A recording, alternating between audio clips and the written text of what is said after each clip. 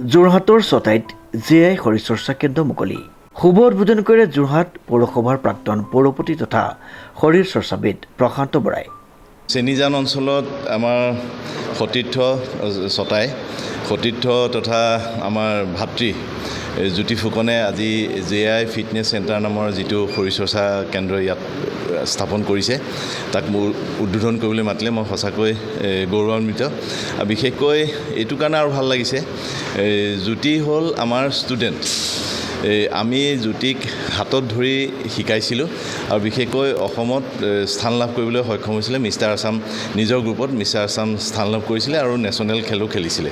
আৰু সেই জ্যোতিয়ে আজি এই অঞ্চলত এটা অত্যাধুনিক জিম খুলিছে আৰু মই নিজে উদ্বোধন কৰিবলৈ তেওঁ মাতি আনিছে। সঁচাকৈ মই নিজকে গৌৰৱ অনুভৱ কৰিছোঁ। আৰু বিশেষকৈ এই ছটাই অঞ্চলত এনেকুৱা মডাৰ্ণ জিম নাছিলে, যদিও দুই এটা জিম আছে। ইয়াৰ আগতে আমাৰ ৰঞ্জন গগৈ বুলি আমাৰ এজন ষ্টুডেণ্টেই খুলিছে ওচৰত। এতিয়া জ্যোতিয়ে তাতকৈ এটা অত্যাধুনিক জিম খুলিছে আৰু অন্য জেগাতো আছে, কিন্তু এই অঞ্চলৰ ছাত্ৰ ছাত্ৰীসকলৰ বা পুৰুষ মহিলা সকলোৰে কাৰণে এইটো খুব ভাল এটা বাৰ্তা। আৰু বিশেষকৈ বৰ্তমান যুগত যি মদৰে প্ৰচলনেই হওক বা ড্ৰাগছৰ প্ৰচলন হওক, সেই প্ৰচলনৰ আমি ৰোধ কৰিবৰ কাৰণে এই জিমবিলাকৰ খুব প্ৰয়োজনীয়তা আহি পৰিছে। আৰু আমি বিশেষকৈ প্ৰথমতে এই জিমটোত যি আহিব তেওঁ নিজৰ শৰীৰটোক ভাল পাবলৈ শিকিব।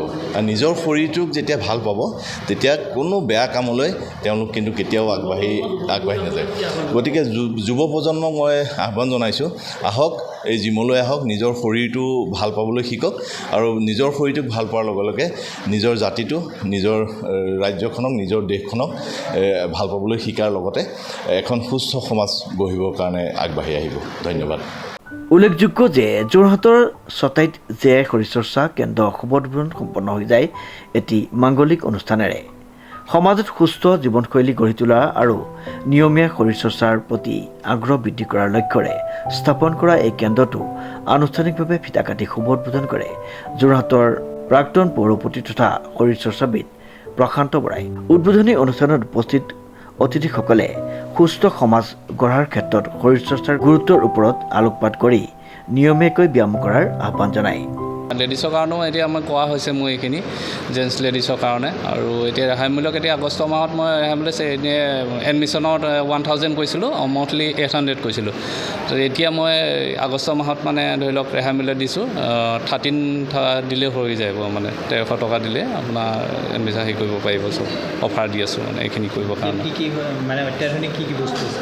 অত্যাধুনিক মানে ট্ৰেডমিলৰ পৰা ধৰি লওক মই চাইকেলিঙৰ পৰা আদি কৰি যিখিনি প্ৰয়োজনীয় জিমৰ সেইখিনি গোটেইখিনি মই আনিছোঁ ইয়াত।